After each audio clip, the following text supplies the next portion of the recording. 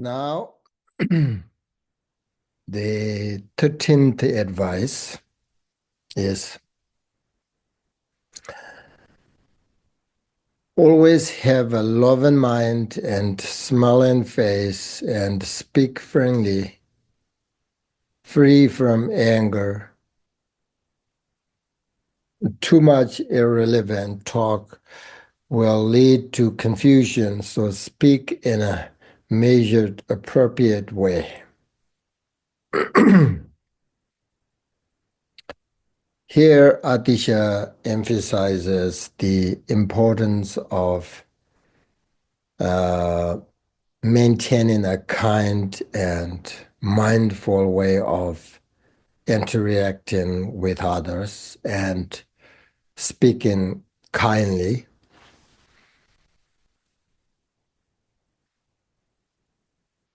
And um, having a loving mind and smiling face makes the conversation feel more friendly, and it helps maintain a positive tone. Even when discussion, difficult sort of topics. So talking with a loving mind involves speaking with kindness and patience. So it's important to, I think, what do you call it? Choose words that are encouraging and sportive when we talk to someone.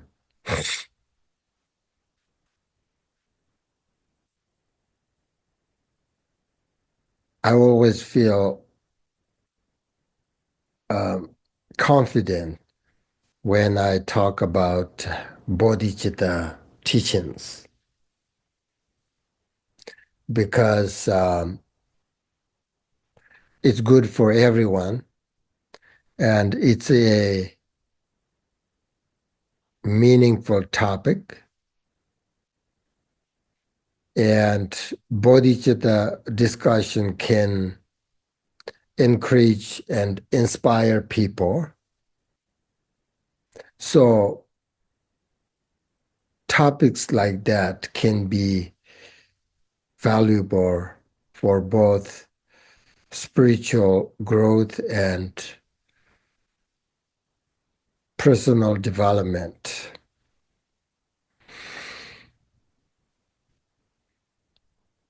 Otherwise, too much talk and, meaningless speech can lead to, confusion and frustration, especially speaking with anger leads to harming each other. And also too much talking overwhelms the listener with unnecessary information and making it difficult to focus on the main point. And it creates distractions and makes it harder for people to understand what's truly important. So, in Buddhism, spiritual practice requires mental clarity and uh, focus.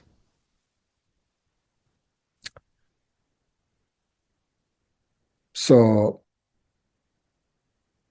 engaging in activities that are not related to your practice can distract your mind and make it harder to develop deeper concentration in your practice. So we always, when we meet others, and we always talk and having conversations. So I advise Adisha advise here, talk with love and mind, be patient, choose words that's nice and beautiful. This also, I think it happens like, it's very important advice in our day-to-day life, the way we talk, the way we react. This also very helpful. So, just learn little things, right? Otherwise, spiritual growth requires time and effort. So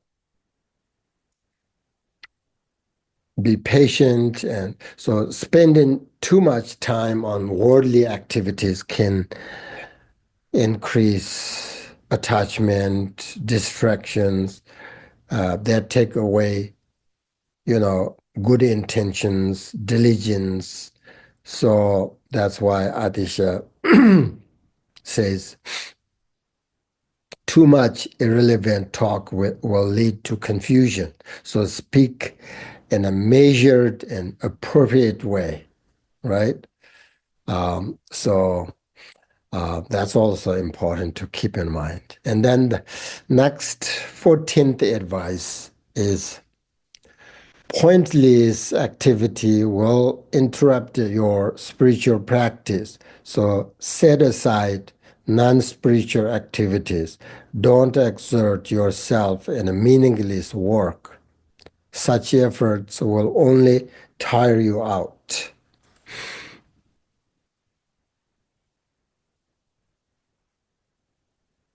Tome xiawa ma na gebjir chakpi chumin xiawa shuk. Nyambo me pi lila tsurwa ma chi ngarwa tome yin.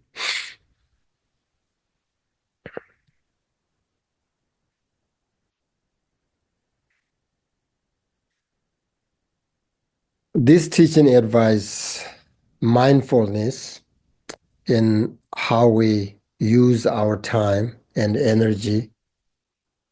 So it says pointless activity will interrupt your spiritual practice.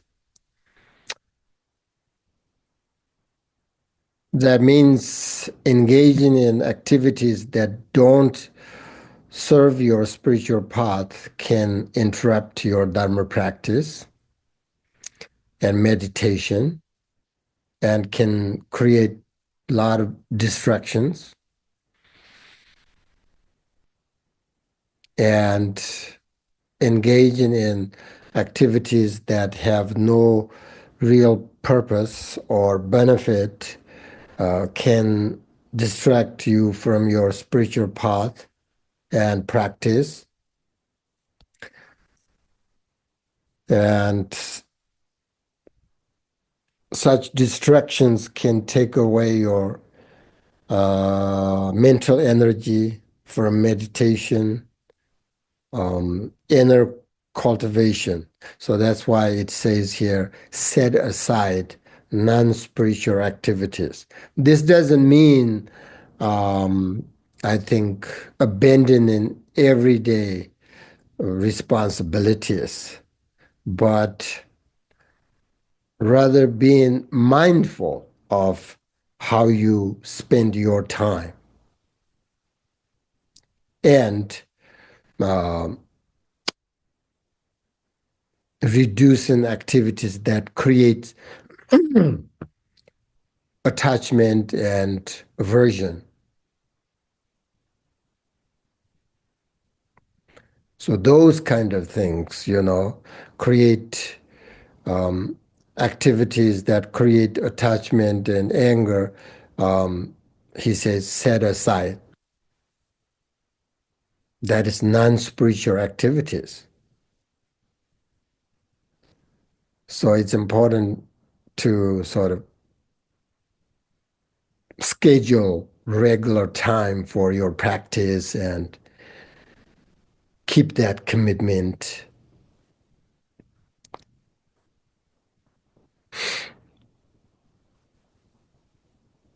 you know, not all non-spiritual activities are harmful, right? But activities that lead to distraction or waste your time and energy as a practitioner need to put aside. If you are engaging in too many worldly activities, such as spending too much time on, for example, social media or meaningless news and spending too much time online or doing pointless activities can increase stress, anxiety, fear, that kind of thing. Instead, enjoy your day, having a lovely conversation with your uh, friends. You don't have to put aside those things.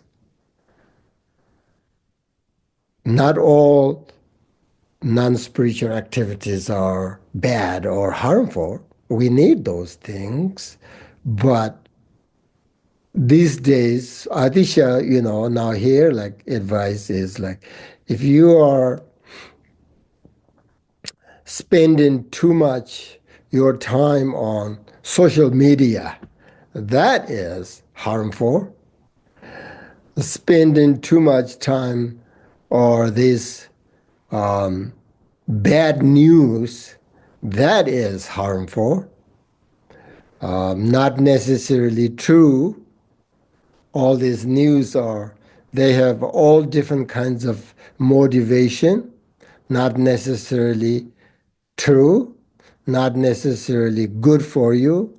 Why we listen all of that? This, spending too much your time online with your phone. These are, I think, non-spiritual, and these activities are very harmful for it's take away your happiness, your joy, your peace, um, and lead to distraction, waste your time, waste your energy. So that kind of things, Adisha says, set aside non-spiritual activities in this 21st century. But although Adisha came 11th century, but maybe he has clairvoyant. So,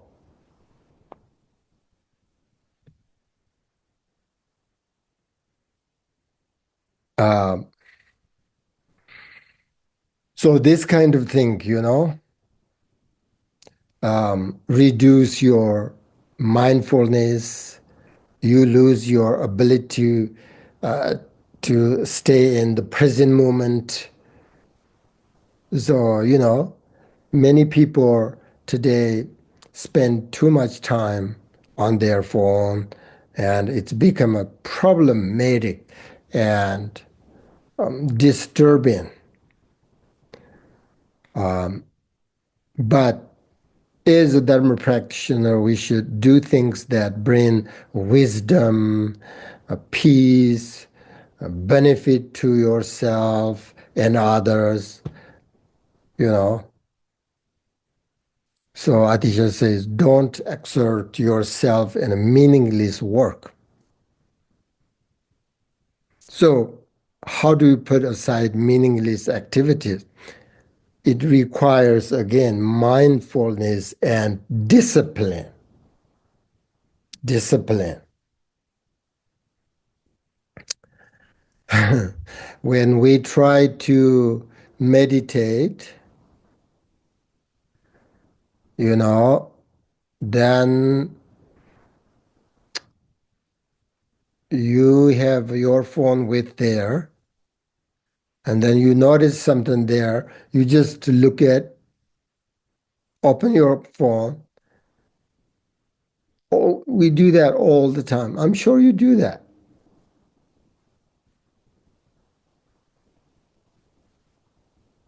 So we need mindfulness and discipline.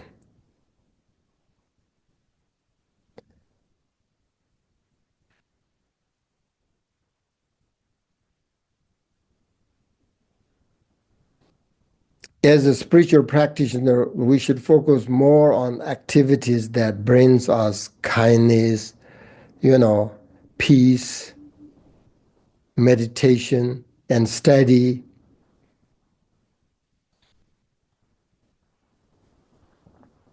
So stay aware of what you're doing, limit the amount of time spent on social media, make sure your time online serves a good purpose. I used to watch news a lot and nonsense, nonsense.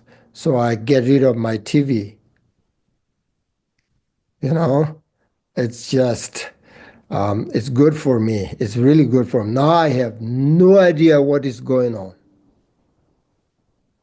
So, in summary, this teaching encourages mindfully living, engaging in activities that bring you benefits. That's all. Okay? Keep that in your mind. The next 15th advice is, it says, due to karma and external circumstances, you may not accomplish what you want. So it is better to relax and be happy. Hey, if you displease a noble being, it is like death. So be trustworthy and honest. Here, there are two main points in this verse. First, he advises that due to karma and external circumstances, not everything goes as we hope or expect. So it's better to relax and find your happiness, your joy in day-to-day life. Because we want so many things in this very short life. For example, personal achievement, relationships, freedom from anxiety and stress, fame and wealth,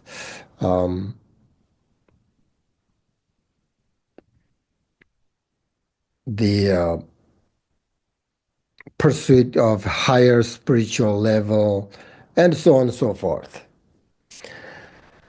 But we may not accomplish all these things we want.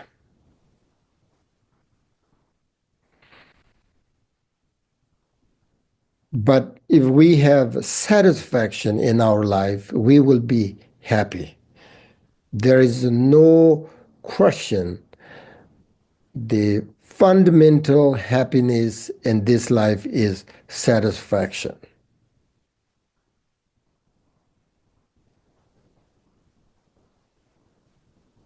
All the teachers, good teachers say, everything is good, everything is perfect. They really feel that, they really mean it because they're satisfied everything. Oh, everything's good.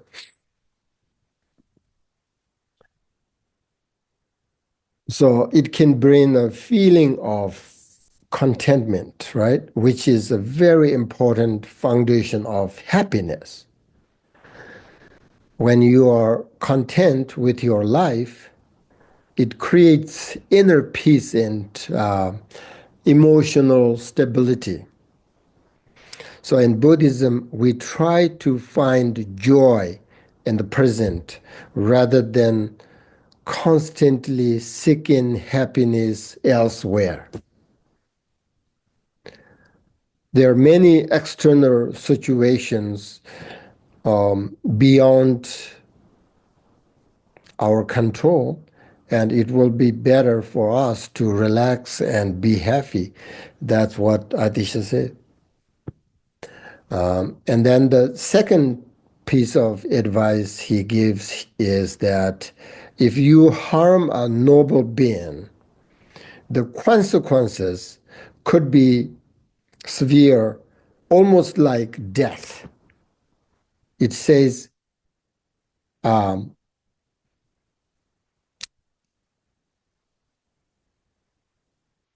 um, Kaye, in Tibetan, Kaye, Kaye Dambiter. Now, Shadandra Yumitong Bertons. Kaye in Tibetan, kind of, it means like, hey, if you disappointed a holy being, you're like a dead body, you know? So never do things that you will regret, basically, but be honest and trustworthy. So Atiśa advised here, we can't control everything, and we may not achieve whatever we want. So cultivate inner peace and acceptance with satisfaction, and don't harm those great and important noble beings. Okay? Then the next 16th advice: the pleasure and pain of this life are the result of earlier actions. So don't blame others. All happiness is the blessing of gurus. So repay their kindness. Until you tame your own mind, you cannot tame others. So first tame yourself. If you lack clairvoyance, you can't represent others. So make great effort in your practice. So the first line suggests that your current experiences, both pleasure and pain, come from past actions. So therefore, don't blame others when you are unhappy or suffering, because you create that action, that karma. It's your past action. That's what he said, right? So it reminds us to, you know, take responsibility for our own actions rather than blaming others. So this is an important teaching because it encourages personal responsibility and self-awareness. Blaming others can make you feel powerless and cause you suffering, unhappiness. It's because you are putting the responsibility for your emotional well-being in someone else's hands, and it brings anger and frustration, which prevent you from moving forward, and you will lose your opportunity and positive change.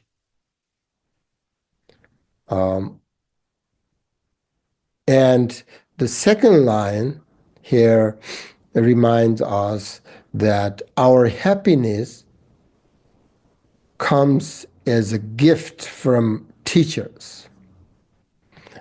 After receiving good teachings, we are able to develop wisdom, and through that we can understand the deeper meaning of life, and we can reduce confusion, and we can transform our mind and overcome negative emotions. And this process can lead to profound peace and lead to happiness. That's why it says all happiness is the blessing of gurus. Once we understand the kindness of gurus, then Atiśa says, repay their kindness. So, how do we repay their kindness? The most profound way to honor and repay our guru is by integrating their teachings into our life. Commit to the spiritual practice that the guru has shared with us, such as meditation, prayer, whatever, It advises us to express gratitude and repay their kindness, and always recognize the wisdom and good experiences we now have is great gift from our teachers, from them. To repay the kindness of a guru, the most meaningful action is to keep their teachings in everyday aspect of your life and share your knowledge with others as a form of devotion and repay their kindness and give teachings you have received to others when you have capacity. That's the best way repay the kindness of you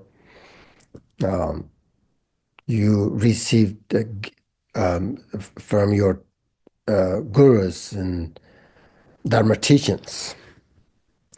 Then the third line says, until you tame your own mind, you cannot tame others. So first tame your mind, yourself. It suggests that before trying to positively influence others, you must first learn to control your own mind.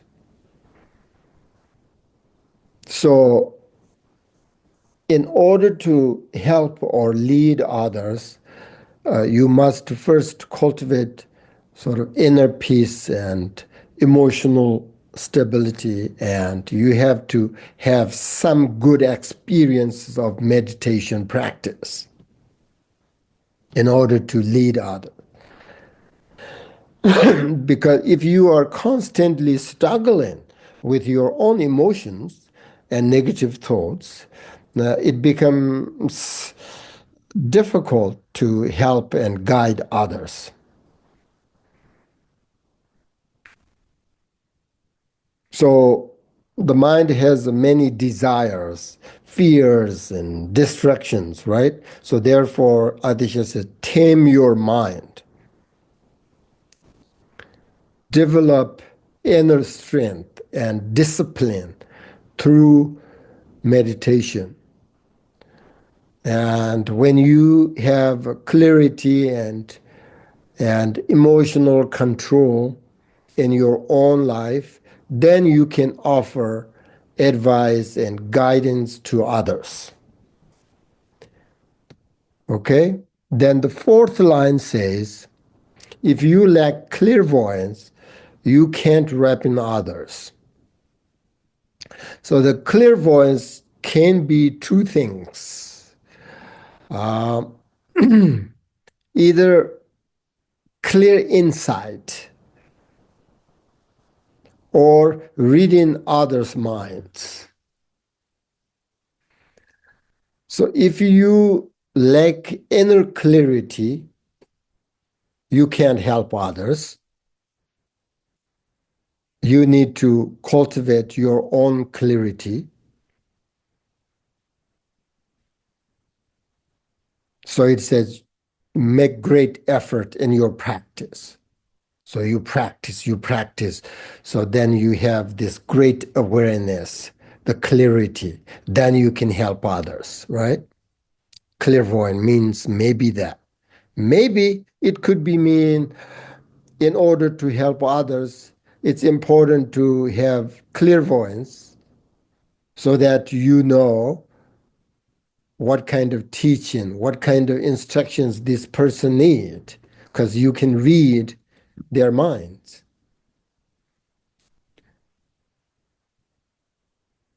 And there is a beautiful prayer. It says, in order to like help others, I want a clairvoyance. I want to be a good speaker. I want to be a patient person because students make you very difficult sometimes. If you are not be a patient person, you can't help them. So if it's possible, you know, develop and then you become a, you can read others' minds. That's the best way to help others. So if you lack clairvoyance, you can't wrap in others. So you have to first, you know, um, make great effort in your practice. That's that. Now, the 17th advice is when you die, you will leave all your wealth behind. So don't accumulate evil deeds for the sake of wealth. It is pointless to attach yourself to luxury. So see the value of the wealth of charity. It will bring beauty in this life and happiness in the next. So maintain a pure and constant discipline. And these degenerate times, anger increases. So wear the armor of patience. It is your laziness that keeps you here. So make your effort and practice burn like a fire. Life Life ruins out in constant distraction. So now let yourself train your meditation. Due to the power of wrong views, you fail to realize the natural state. So examine the nature of reality. Okay? So here Atiśa advised practice on the basically six paramatas. Because the six paramatas are essential practice in Mahayana Buddhism. And each paramata represents a specific quality, and together they can lead to a Buddhahood, enlightenment. So I will explain them in short here, okay? But if you want to hear more about the six paramatas, you can watch the, you know, merited teachings on YouTube. We talked six paramatas a lot. So Atiśa says, it is pointless to attach yourself to luxury. See the value of the wealth of charity. So in many spiritual traditions, especially in Buddhism, generosity, dana in Sanskrit, is one of the highest virtues for ordinary people, because it benefit both giver and receiver. So when you give without any expectation, you cultivate detachment, you develop compassion. So the wealth of charity is far more valuable than material wealth. It brings freedom from attachment and deeper relationships. So it's important practice.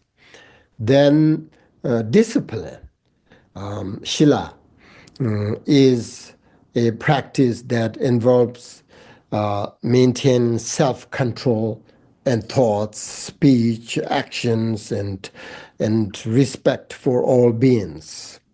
So when you live with a pure discipline, avoiding harmful actions, you cultivate inner peace, respect. You are making your life more beautiful.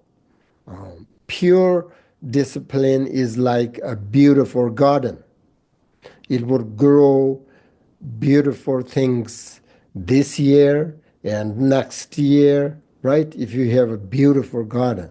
That's why it says it will bring beauty in this life and happiness in the future if you practice discipline, this paramita.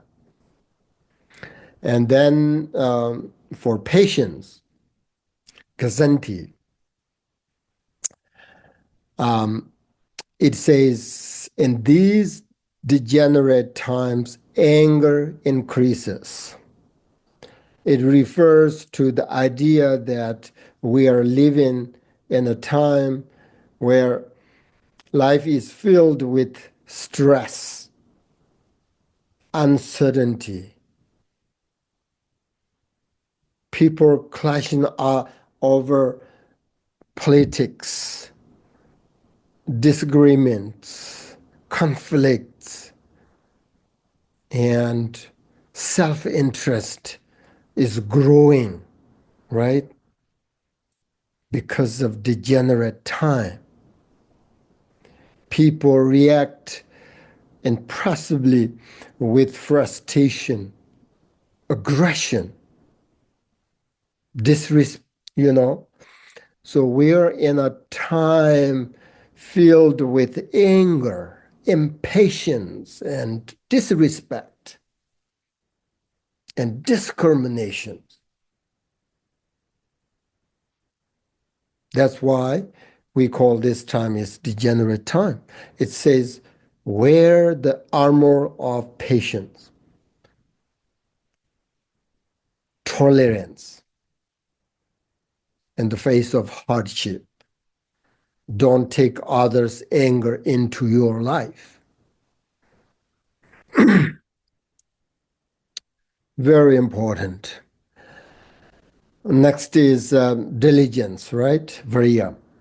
In Buddhism, laziness is a major obstacle on the path to liberation. It prevents us from making the effort needed for spiritual progress.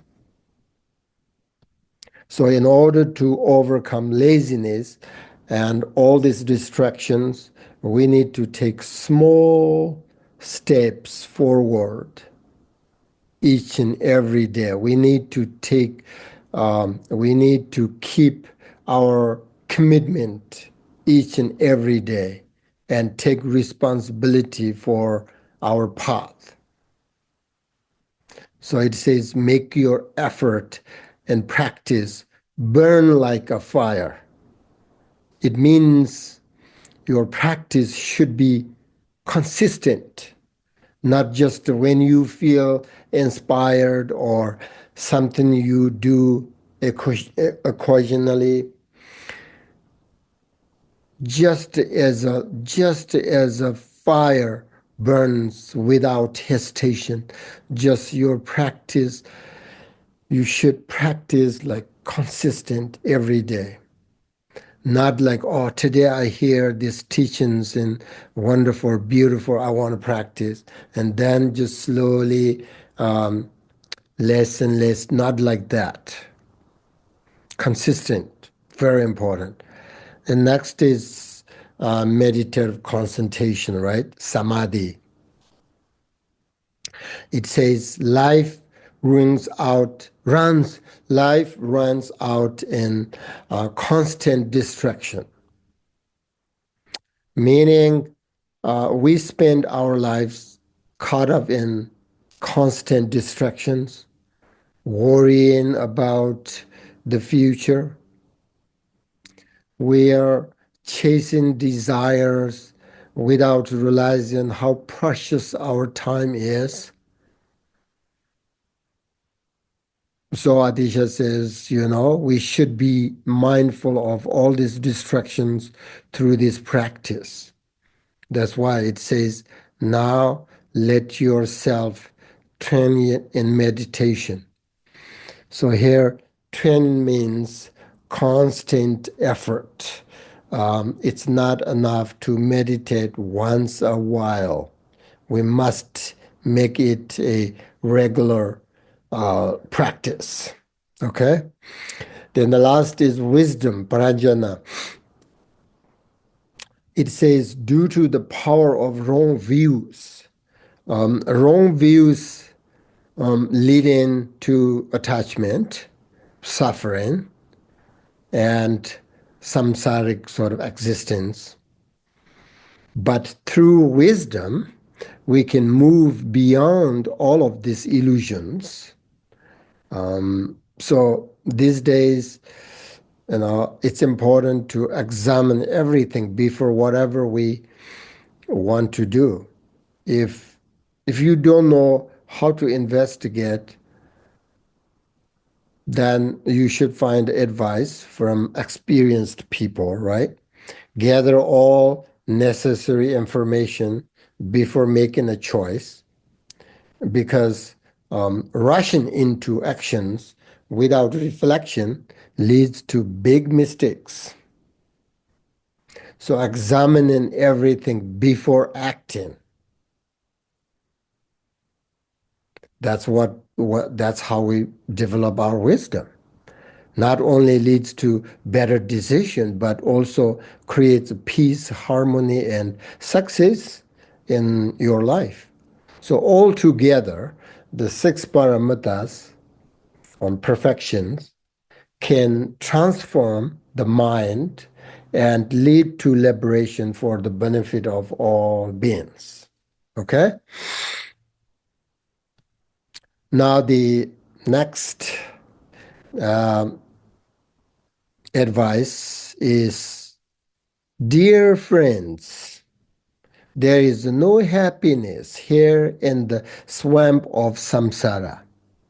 So let yourself journey to the dry land of liberation. Train correctly in the Guru's instructions, dry up the ocean of samsara's suffering.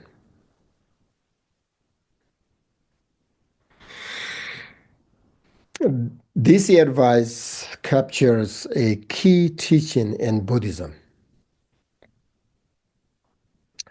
It says the swamp of samsara.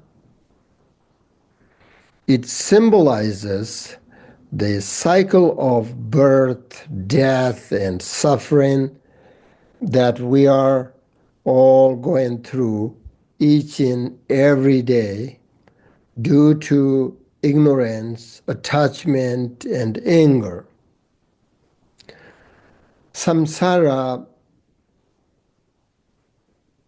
in this view, is like a muddy, swampy, and unstable place where we struggle and find it difficult to escape.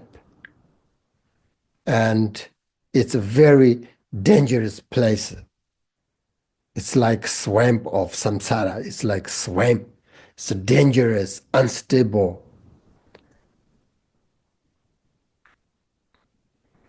So when you have the opportunity to escape from samsara, don't miss it. That's what Atiśa says here. That's why it says, so let yourself journey to the dry land of liberation. Liberation is compared to dry land, not muddy place. Dry land here means stable, peaceful, free from what do you call it, suffering, which is where we are no longer bound by the afflictions, the emotions, the negative thoughts. That's why it's called dry land. Very safe. So Atiśa encourages us to practice Dharma, basically, which is the six paramitas that were mentioned before, right? Through this journey, we can leave behind the suffering of samsara.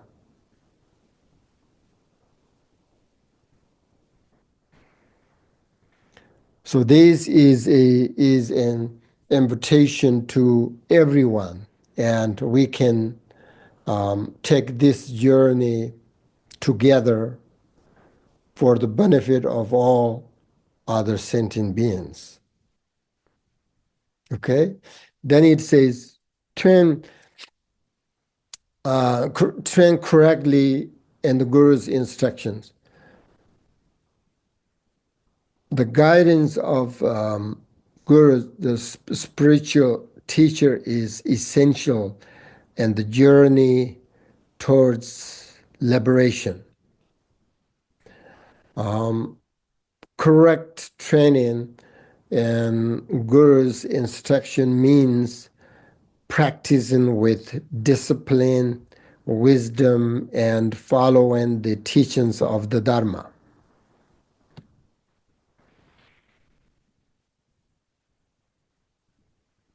For sure, there are some obstacles and mistakes while we are traveling together, but we can overcome all of that if we help each other. That's why in Buddhism, I always say the Sangha community, harmonious Sangha community is important because Sangha provides an opportunity for sport and helps to overcome challenges and difficulties. So the reason why we need to reach liberation is because there is no lasting happiness in samsara. Okay? The next advice is take these words to your heart. They are not just empty words, but spoken sincerely. So they are worthy advice. If you do so, you will bring joy to me and happiness to yourself and others too. I humbly request you to take heed of these instructions that I, this foolish man, have given. Thus Lord Atiśa gave to the Venerable Chanchabot. Okay, this is the here Lord Atiśa, the great Bodhisattva Atiśa, emphasized the importance of these words and advice.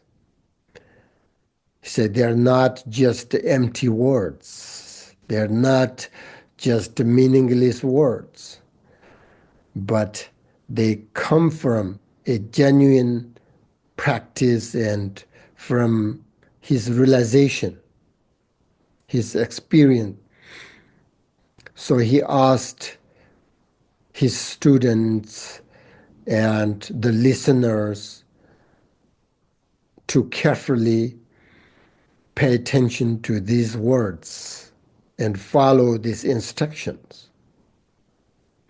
And then he said, if you do so, It will not only bring joy to the teacher. Remember, the best way to repay kindness is to practice the teachers give you the teachings, right? So if you practice these teachings, bring joy to Atiśa. But he says, if you do so, it will not only bring joy to the teacher, but also lead to genuine happiness for you and for others. Others means surrounded you, all your friends, all people that you communicate with. So, genuine happiness for you and for others. In the Buddhist view, genuine happiness arises from wisdom and compassion, which naturally benefits yourself and others. And he also said, I humbly request you to take heed of these instructions. After receiving the teachings, okay, take time to reflect on their meaning and take them into your heart seriously and ask yourself how this advice resonates with you and what changes they might inspires you um, in your thoughts, your actions, and mindset. How will you integrate the teachings into your daily life?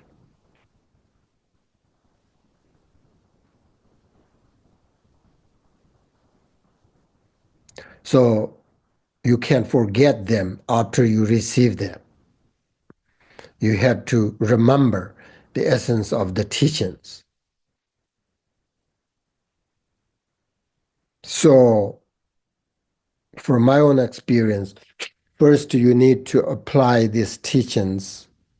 First, as I said, take time to reflect, contemplate on these teachings, their meaning. And then you need to apply these teachings in small, manageable ways rather than trying everything at once. So you need to focus on one principle or practice and make it a part of your daily routine. That is very important. And practice in serious teachings often involves a gradual process. So you have to be patient with yourself, acknowledging that it takes time, right? And when you face difficulties, remembering and applying the teachings can be challenging too. For example, if you are struggling with anger or frustration, it will be difficult to remember teachings about patience, forgiveness. It doesn't work that way. So that's why you need to practice the teachings in small ways in everyday life, and then you can expand or make bigger and bigger, right? So that you can create daily habits. Once these teachings habits in your mind, then it's easy. So think about how these teachings apply to your own life.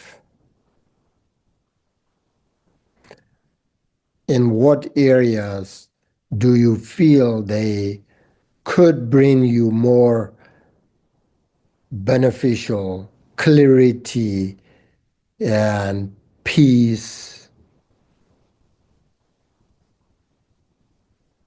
So, so that's the point, right? The meaning of receiving teachings. So when you receive teachings, then you, after that, you have to reflect on them. You have to contemplate, not just an intellectual and live it, right? So please reflect on these teachings, and if anything is unclear, you can ask me. I will I'll be here to support your practice. If at any time you feel stuck or unsure or have, doubt, hesitation, reach out to me and I will do my best. Sometimes I can help, sometimes I can, but intellectually I understand a lot of Buddhist teaching. I have had my own struggles with practice, but over time,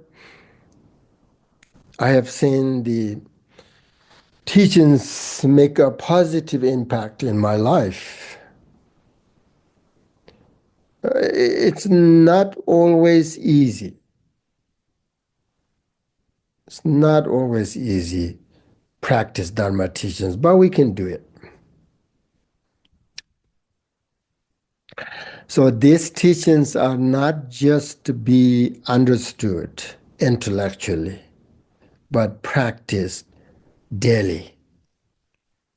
So take responsibility for your own practice. Don't worry about doing everything perfectly. Start with small steps,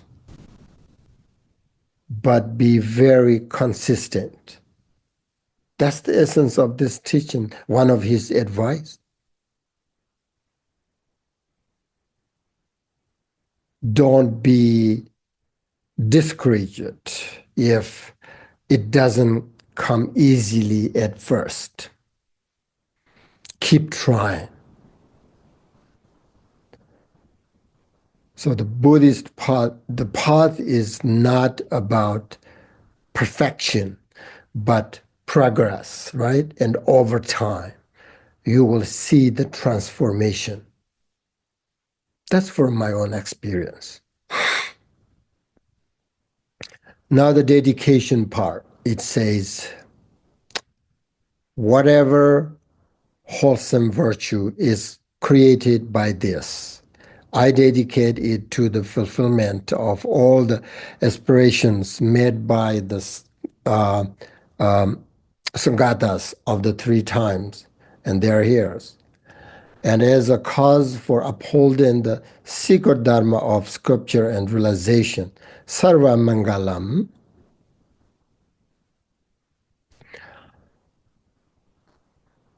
Now, the last thing we need to do is dedicate the merit, right?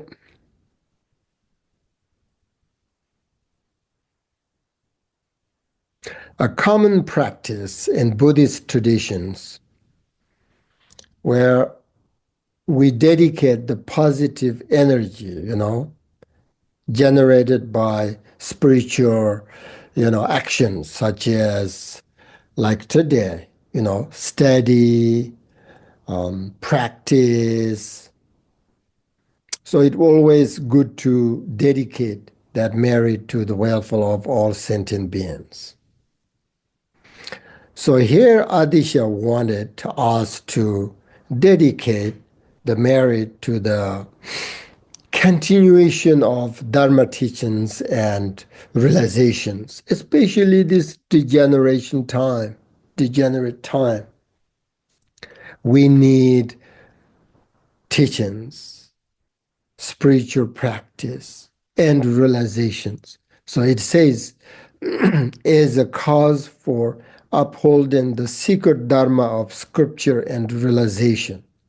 Scripture refers here to the written teachings, right? Like books, commentaries, and those are teachings, right? Written teachings from the great masters. And then realization. Realization refers to direct experiential wisdom and enlightenment.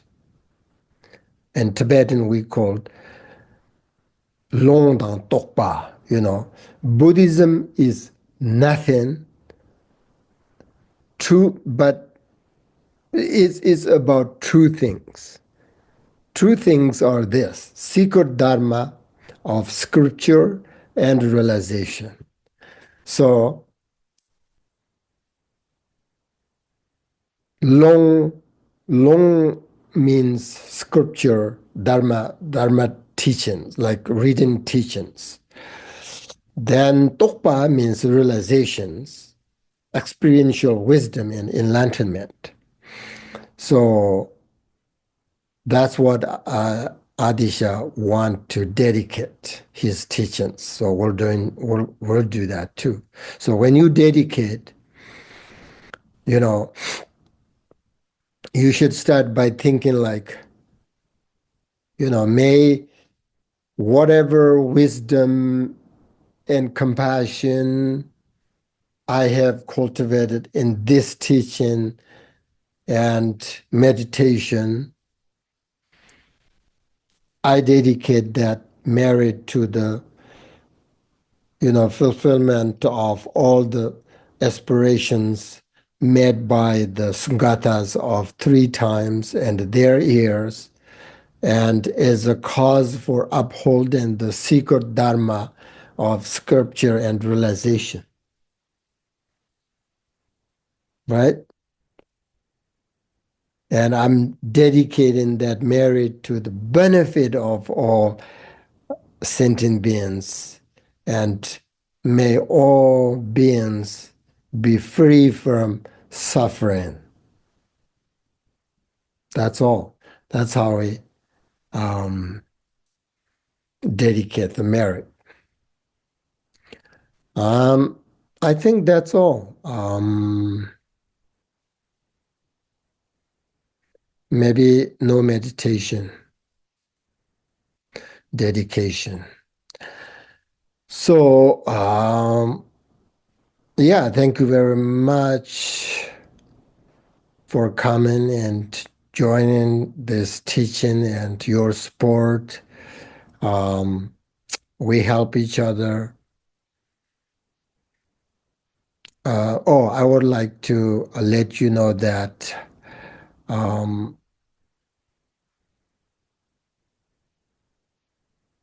the the half-day teaching for this year, this is the last one, and then now we have the way of Bodhisattva.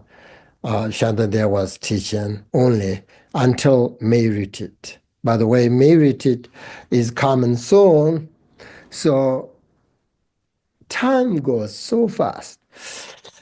So think about it and please join us if you can, if you want. It will be wonderful. The Sangha community gathered together and practice together in such a beautiful place and very nice weather in May. So it will be wonderful to see many people. And I'm going to give teachings on the 37 practice of bodhisattvas, which is very famous and common teaching. You all know that. But I'm going to give you that teaching based on the instructions from my teachers. So please think about May retreat, and if you can join us, that will be wonderful. If you can't, that's also fine. So I think that's all, and that's all for today.